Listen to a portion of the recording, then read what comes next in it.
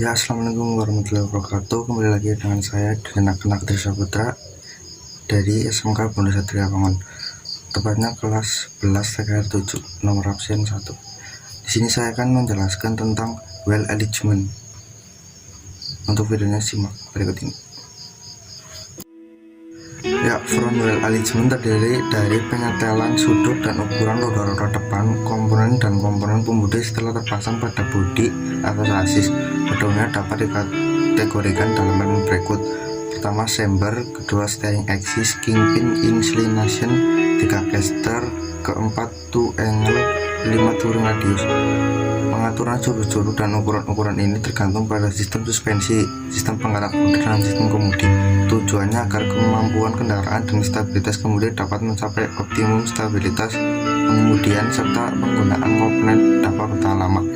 Pada kendaraan yang menggunakan suspensi belakang model bebas, roda belakang dapat di-setel chamber dan two-in seperti halnya pada roda depan untuk mengurangi ketegangan dinamis dan kehausan komponen. Hasil pengukuran ini tergantung pada beban kendaraan dan penempatan kendaraan di tempat yang datar. Penyetelan roda-roda dapat harus dilakukan pada tempat datar sehingga diperoleh tinggi kendaraan yang tepat. Yang pertama, chamber. Roda-roda depan kendaraan dipasang dengan bagian atasnya miring mengarah keluar atau ke dalam. Ini akan dapat dilihat langsung dari bagian depan. Ini disebut chamber dan pengukurannya dalam derajat kemiringan dari posisi vertikal. Bila miringnya roda ke arah luar disebut chamber positif. Sebaliknya, bila miringnya ke arah dalam disebut chamber negatif. Chamber positif. Pada kendaraan yang memiliki chamber positif, beban bekerja pada steering berposisi dekat dengan spindle dasar untuk mengurangi beban pada steering knuckle. Tambahan pula roda-roda pendorong ke dalam untuk mencegah roda agar tidak terlepas. Chamber negatif. Tujuan chamber negatif adalah untuk mengutamakan kendaraan dapat lurus dan stabil. Chamber negatif mengurangi ground chamber kendaraan selama menggelinding, kemiringan kendaraan selama membelok, untuk menyeberangkan kemampuan belok kendaraan. Chamber negatif didapat pada kendaraan dengan mesin depan dan penggerak roda depan, front engine, front wheel drive.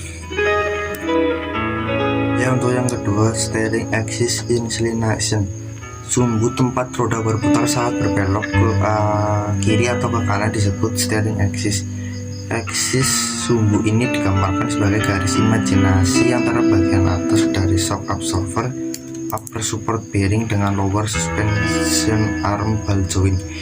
Garis ini miring ke dalam dapat dibayangkan dari bagian depan kendaraan yang bisa disebut kemiringan sumbu kemudi, steering axis inclination atau sudut king point. Jarak T yaitu jarak dari titik potong garis tengah ban dengan jalan ke titik potong steering axis dengan jalan disebut offset. Offset yang lebih kecil akan membuat kemudi menjadi lebih ringan dan kejutan akibat pengereman dan kecepatan berkurang. Di samping itu, steering axis inclination menghasilkan daya balik kemudi dengan cara memanfaatkan berat kendaraan. Yang ketiga, caster. Garis tengah steering axis biasanya miring bila dilihat dari samping. Sudut yang dibentuk oleh garis ini dengan garis vertikal disebut caster. Bila miringnya steering axis ke arah belakang disebut caster positif. Sebaliknya, kemiringan ke arah depan disebut caster negatif.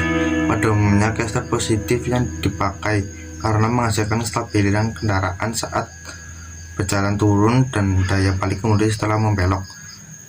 Jarak dari titik potong garis tengah steering axis dengan jalan ke titik pusat singgung ban dengan jalan disebut trail. Caster positif yang besar menunjukkan trail makin panjang dan daya balik kemudi makin besar, akan tetapi kemudi cenderung menjadi lebih berat. Caster negatif membuat kemudi ringan tetapi stabilan kendaraan saat berjalan lurus menjadi berkurang dan kemudi kurang dapat dikontrol. Ya, untuk yang keempat, two angle, two in dan two out. Bila bagian depan roda lebih kecil ke arah dalam daripada bagian belakang roda dilihat dari atas, ini disebut two in. Sebaliknya, susunan yang berlawan disebut two out. Two in dan two out dinyatakan dalam satuan jarak BA.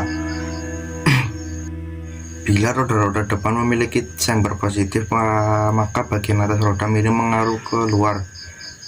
Hal ini akan menyebabkan roda-roda berusaha menggelinding ke arah luar pada saat kendaraan berjalan lurus dan akan terjadi seat slip, dan ini akan mengakibatkan ban menjadi aus. Untuk itu, tuin digunakan pada roda-roda depan untuk menjaga roda menggelinding keluar yang disebabkan oleh chamber.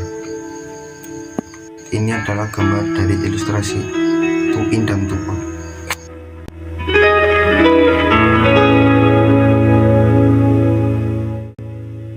Ya, untuk yang kelima, turning radius.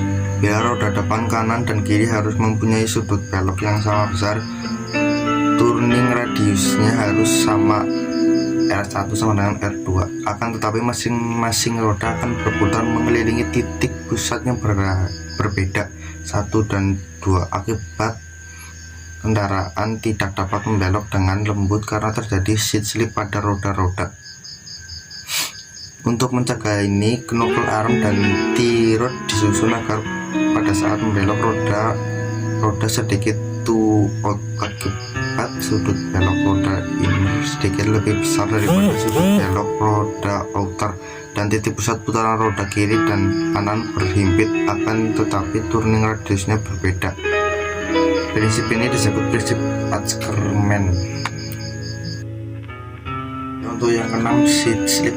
Seat slip adalah jumlah jarak selipnya roda kiri dan kanan ke arah samping pada saat kendaraan bergerak. Seat slip diukur dengan seat slip tester pada saat kendaraan bergerak dalam perlahan.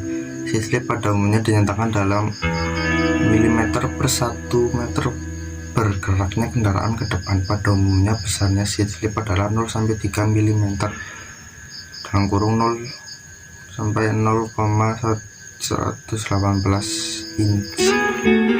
Tujuan mengukur seat slip adalah untuk menilai wheel alignment secara keseluruhan pada saat kendaraan berjalan lurus.